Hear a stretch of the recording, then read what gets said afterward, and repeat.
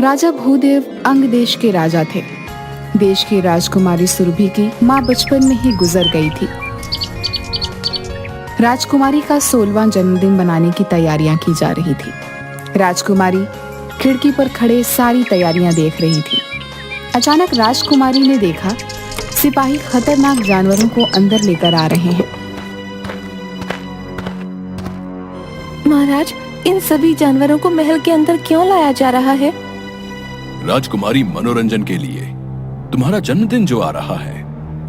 कुछ सिपाही एक दूसरे से बातें करते हैं। अगर यही हाल रहा तो राज्य के सारे जानवर समाप्त हो जाएंगे। हर हफ्ते 50 जानवर हवेली में भेजे जाते हैं। अपनी जुबान बंद रखो, दीवारों के भी कान होते हैं, समझे? कभी तुम्हारी बात राजकुमारी के कान तक ना पहुंच जाए। राजकुमारी सिपाहियों की बात सुनकर हैरान हो जाती है। राजकुमारी जानवरों के पीछे पीछे उनका रास्ता लगाने देती है।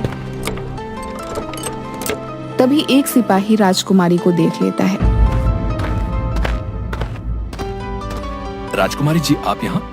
महाराज के सख्त निर्देश हैं कि आपको यहाँ न आने दिया जाए। अचानक तेज हवा का झोंका आता है और राजकुमारी की चुन्नी उड़ते हुए एक दरवाजे के पास गिरती है।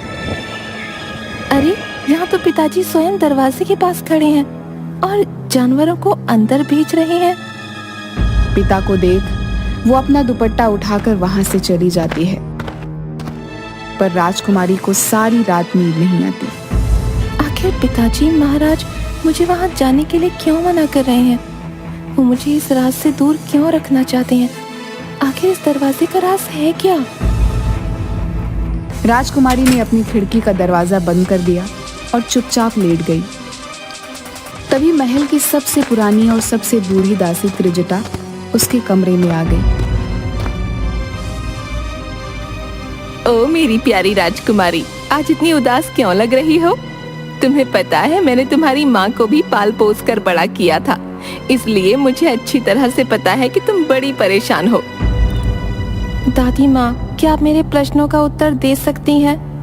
राजकुमारी, अगर तुम चाहो तो वो प्रश्न मुझसे पूछ सकती हो, लेकिन अगर उन्होंने पिताजी को बता दिया तो मेरे लिए बहुत बड़ी मुश्किल खड़ी हो जाएगी। अब नहीं दादी माँ, मेरे मन में किसी प्रकार का कोई प्रश्न नहीं। अगले दिन सुबह राजकुमारी महाराज के पास जाती है। उसे उदास देखकर महाराज उससे पूछते हैं, बेटी, बड़ी उदास लग रही हो। आज तो पूरे राज्य में तुम्हारा जन्मदिन मनाया जा रहा है और तुम खुश नहीं हो। लगता है रात भर सो नहीं पाई। पिताजी, आखिर उस दरवाजे का क्या रहस्य है? बेटी, आज तुम्हारा 16वां जन्मदिन है। आज मैं खुद ही तुम्हें वो राज बताने वाला था। सुनो बेटी, ये लंबी कहानी है। जब तुम्हारी माँ गर्भवती थी तो हम दोनों जंगल घूमने गए। तभी हमें वहां अचानक एक बहुत खूबसूरत स्त्री दिखाई दी। वो बोली, महाराज, मैं चित्रांगदा हूँ। मुझे प्रथम दृष्टि में आपसे प्रेम हो गया है। आपसे विवाह करना चाहती हूँ। मैं विवाहित हूँ और अपनी पत्नी से प्रेम करता हूँ। महाराज, अपना भला चाहते हैं तो आपको मुझसे विवाह करना ही होगा। इस साधारण स्त्री के लिए आप मुझे नहीं ठुकरा सकते। तो तुम नहीं मानोगी? मुझे नहीं लगता तुम कोई स्त्री हो, क्योंकि स्त्री के खूबसूरत शरीर में काला मन नहीं हो सकता। अभी मैं तुम्हें तुम्हारे असली रूप में लाता हूँ। महाराज अपने पवित्र रुद्राक्ष की माला का एक रुद्राक्ष उस स्त्री के ऊपर फेंक देते हैं और ऐसा करते ही वह अपनी असली बदसूरत और भयंकर रूप में आ जाती है। सही पहचाना। जादूगरनी असुरबाला हूँ। तू अपनी पत्नी के रूप पर बड़ा घमंड करता है ना? आज के बाद तुझे अपनी पत्नी के चेहरे से घृणा हो जाएगी। राजकुमारी, जादूगरनी ने तुम्हारी माँ को श्राप देते समय ये भी कहा कि जल्दी ही तुम्हें एक बेटी पैदा होगी। जब तुम्हारी बेटी तुम्हारी शक्ल देखेगी तो वो भी तुम्हारे जैसी ही हो जाएगी। और ऐसा कहने के बाद वो न जाने कहां गायब हो गई। तुम्हारे जन्म के कुछ समय के बाद एक दिन अचानक ही महारानी का चेहरा बहुत भयंकर हो गया। उसके चेहरे पर हर तरफ सांप लटकने लगे, आंखें अंगारों की तरह जलने लगीं, शरीर एक सूखे पेड़ की तरह। आवाज सांप की फुफकार की तरह। यहाँ तक कि वो किसी भी जीवित पशु पक्षी या इंसान को खाती है और प्यास लगने पर रक्त पीती है। इसीलिए आपने मुझे बचाने के लिए माँ को हवेली में रख दिया। बेटी, मैं तुम्हारी माता से बहुत प्यार करता हूँ। मैं उनसे दूर नहीं रह सकता था, इसलिए उनके लिए एक महल बनवा दिया जिसका ये दरवाजा है। इसमें तुम्हारी माँ के लिए ये जानवर भेजे जाते हैं जिन्हें खा के वो अपनी भूख मिटाती है। राजकुमारी अपनी माँ की यह कहानी सुन बड़ी उदास हो गई और बोली, पिताजी महाराज, क्या माँ के श्राप का कोई तोड़ नहीं? हाँ बेटी, तोड़ है। कुछ वर्ष पहले जब मैं जंगल में शिकार की तलाश में था तो मुझे वो जादूगरनी फिर से मिली। वो मरने वाली थी और शर्मिंदा थी। उसने मुझे तुम्हारी माँ को इस शाप से हमेशा के लिए मुक्त होने का इलाज बताया। तो आपने इतने दिन तक किसी को बताया क्यों नहीं? बेटी, उसने कहा था ये इलाज मैं सिर्फ जब तुम 16 वर्ष की हो जाओ तो पहली अमावस पर इस श्राप को तोड़ा जा सकता है। अगर मैं तुम्हें पहले बताता तो मैं भी श्रापित हो जाता। आज मैं 16 वर्ष की हो गई हूँ। कृपया मुझे बताएं कि मैं अपनी माँ को वापस कैसे उस श्राप से आजाद करवा सकती हूँ। हाँ मेरी बच्ची, आज तुम्हारा 16वां जन्मदिन है और कल अमावस। कल ही के दिन तुम्हें उस मायावी दरवाजे से अंदर जाना होगा। वहां पर तुम्हारे साथ भयानक घटनाएं होंगी, पर तुम किसी से भी मत डरना। पिताजी महाराज, मैं माँ के साथ ही वापस आऊंगी, आप विश्वास रखें।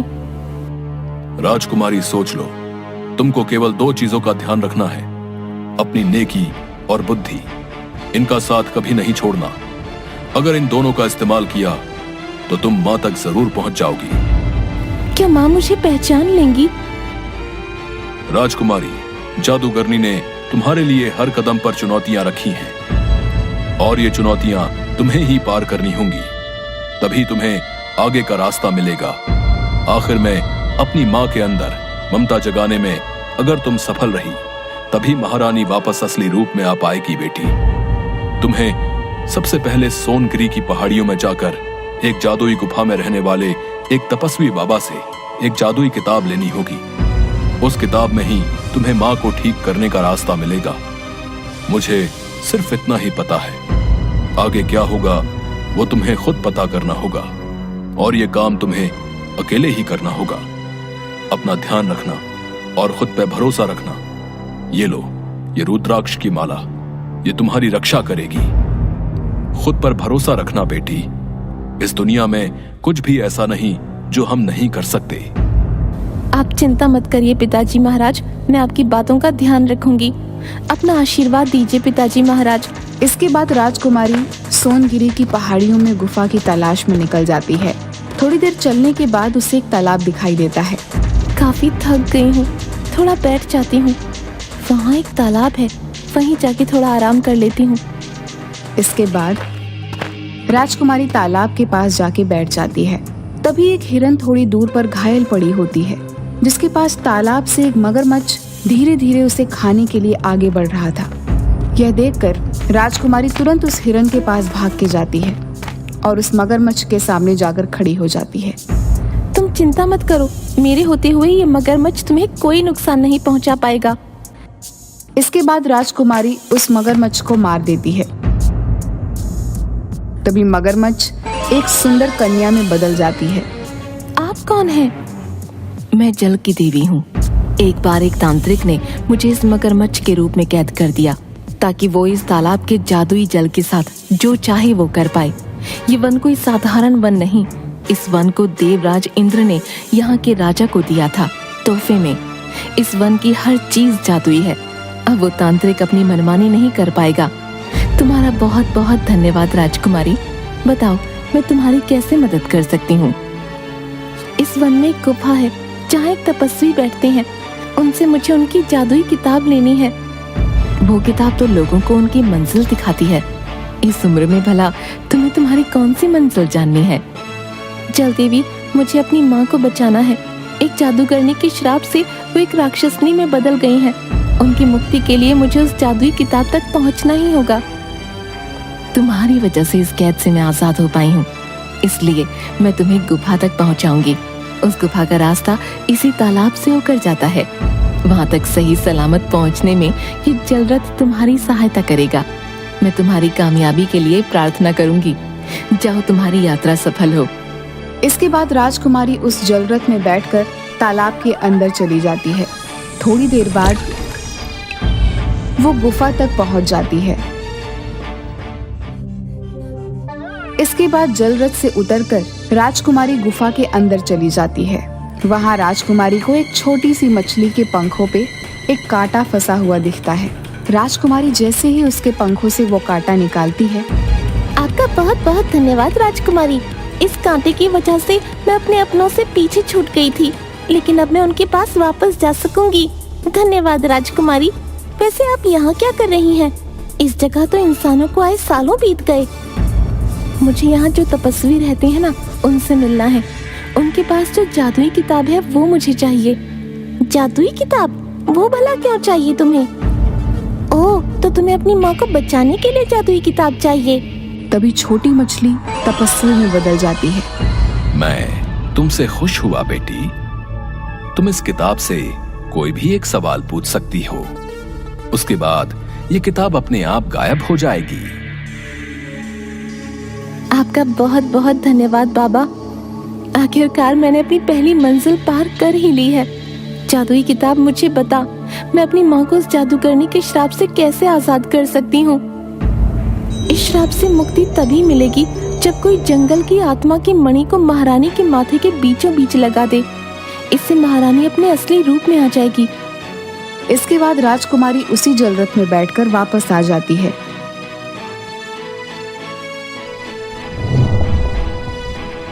और सोचने लगती है, अब मैं वो मणि तक कैसे पहुंचूं? राजकुमारी को वही हिरन दिखता है जिनके प्राणों की रक्षा राजकुमारी ने उस मगरमच्छ से की थी। आप इतनी उदास क्यों हैं? तुम भी बोल सकती हो। आप भूल गईं, ये वन जादुई है। यहाँ सब बोल सकते हैं। इसके कण कण में जादू है। सब जादू है, हर जगह जादू है। आप इतनी परेशान क्यों हो राजकुमारी? मुझे अपनी माँ को बचाना है, इसलिए मुझे वन देवी की आत्मा से निकली मणि की जरूरत है। पर समझ नहीं आ रहा कि वहाँ तक कैसे पहुँचूं। मैंने तो कभी माँ को देखा तक नहीं है। न जाने कैसी होंगी वो उस हालत में। काश मैं अपनी माँ को बचा पाऊं।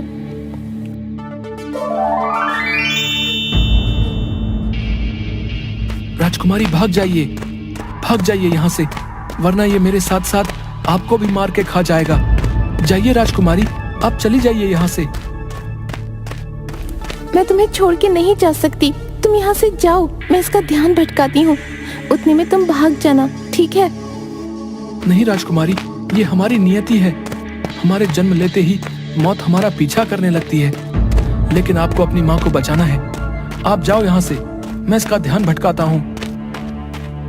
मैं एक क्षत्रिय हूँ। इस तरह पीठ दिखा के भागना हमारे खून में नहीं है।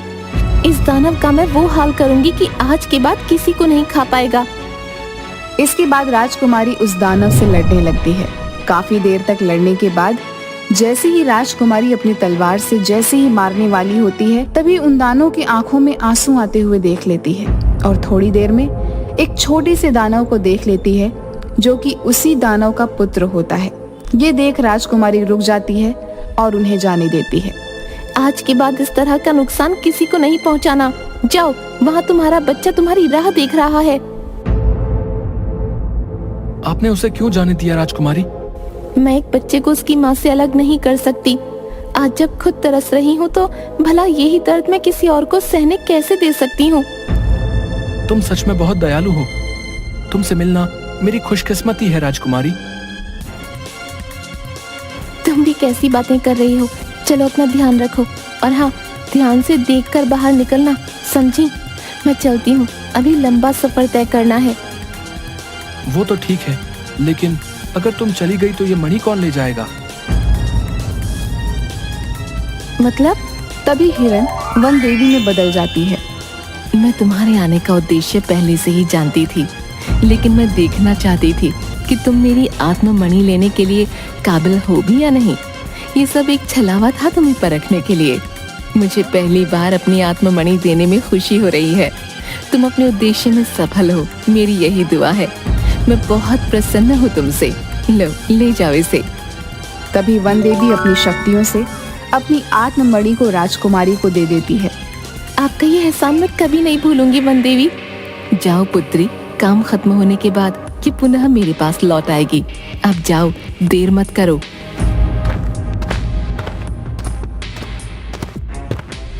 इसके बाद राजकुमारी अपने महल वापस आ जाती है। तुम आ गई बेटी। आपके आशीर्वाद से मैं माँ को ठीक करने का उपाय भी ले आई हूँ। अब बस महल के उस कमरे में जाकर माँ को बचाना है।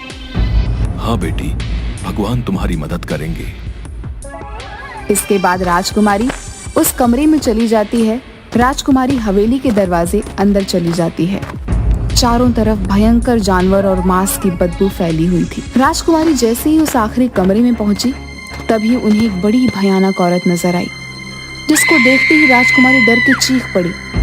कहीं ये औरत तो मेरी माँ नहीं? मैंने इतना भयानक चेहरा कभी नहीं देखा था। डरी हुई राजकुमारी ने अपने आप को संभाला। वह औरत राजकुमारी को खाने के लिए आगे बढ़ी और मुंह से सांप की फुफकार निकालने लगी। माँ, आप मुझे खाना चाहती हैं?